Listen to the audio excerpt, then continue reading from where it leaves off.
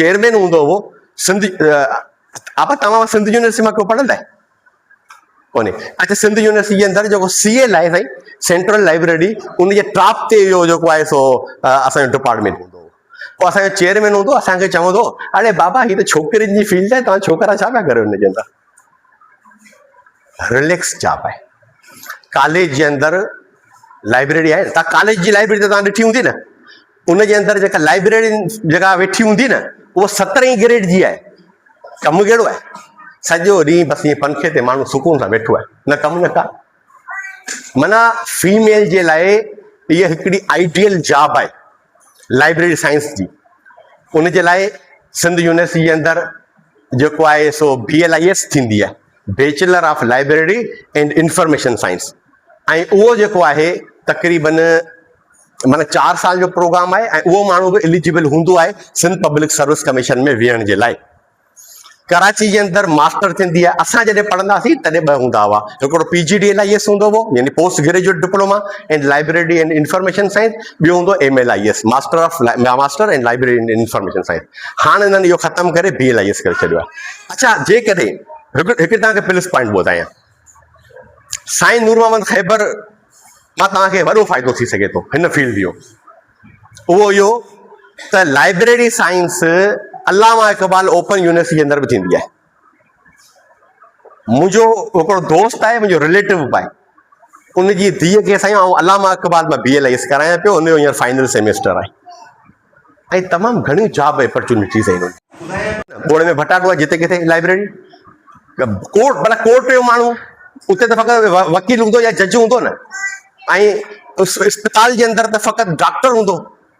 अहिड़े तरीक़े सां लाइब्रेरी वारो माण्हू जिते किथे हूंदो त तव्हां लाइब्रेरी साइंस खे जेको आहे उमेद त उनजी अहमियत, उनजी अफ़ादियत, उनजो स्कोप तव्हां उन शइ खे पाण तव्हां सम्झो हूंदो। ऐं फर्दर तव्हांखे लाइब्रेरी साइंस में जेकॾहिं तव्हांखे BLIS करणी आहे त साईं नूर मोहम्मद खैबर साहिब सां तव्हां राब्ते में अचो। अल्लामा इक़बाल मां उहो कोर्स थिए थो, तव्हां घर वेठे तव्हांखे डिग्री मिली वेंदी। अॼु आउं तव्हांखे बि चवां थो न, जेकर तव्हांजूं कोई सिस्टर्स वग़ैरह हुजनि न त फील्ड जे अंदरि ज़रूरु आणियो। भले उहो घर ई वेठी हूंदियूं, तव्हांजो सॼो कमु लैपटॉप ते जेकर ऑनलाइन क्लास आहे, तव्हांखे फी जमा करे भठोरे में पेपर ॾियणो पवंदो, तव्हांखे BLIS जी डिग्री मिली वेंदी, तव्हां एलिजिबल थी वेंदा 17 में जेको आहे सो टेस्ट में विहण जे लाइ। त हिकिड़ो स्कोप सुठो आहे, तव्हांजो फ्यूचर जेको आहे सो तमामु सुठो थींदो। तव्हांजी वॾी महिरबानी जो तव्हां मूंखे ॿुधो, ऐं इंशाअल्लाह मुंहिंजूं जेके ॻाल्हियूं ॿुधायूं हूंदियूं उहे ज़रूरु तव्हांखे सम्झण में आयूं हूंदियूं। हाणे जेकॾहिं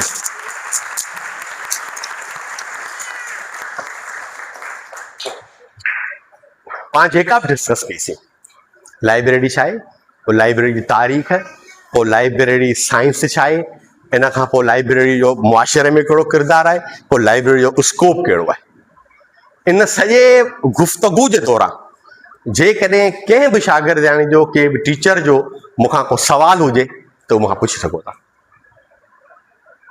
जी, पंहिंजे इख़्तिताम ते पहुतो हूंदो। आउं हिन प्लेटफॉर्म तां हिकु चकर वरी बि तव्हां सभिनी जो बिलख़ुसूस government higher secondary school Mirpur Bathoro Sain Noor Mohammad Khyber साहिबु ऐं अदी जो नालो कहिड़ो साईं? अदी जो नालो अदी आयशा जो बिलख़ुसूस जेका पाण स्टीम जी कोऑर्डिनेटर आहे, उनजो बि आउं तमामु घणो थोराइतो आहियां जंहिं मूंखे तव्हां सां इन गुफ़्तगू करण जो मौक़ो ॾिनो। Thank U.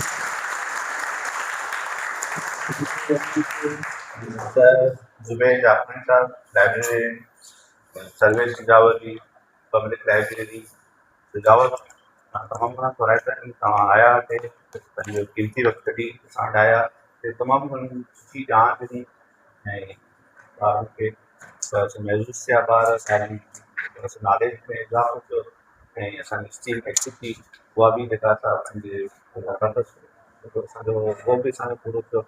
ऐं Bharat library open of extern जे लाइ ऐं असांजी हेड गुज़ार दौर खे तंदुरुस्त अचे ऐं सर खे थैंक्स कयो।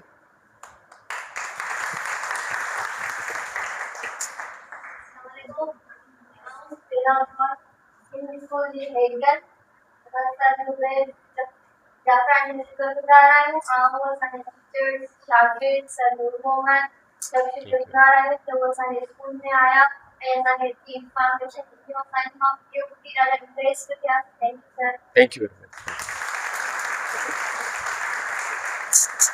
Thank U.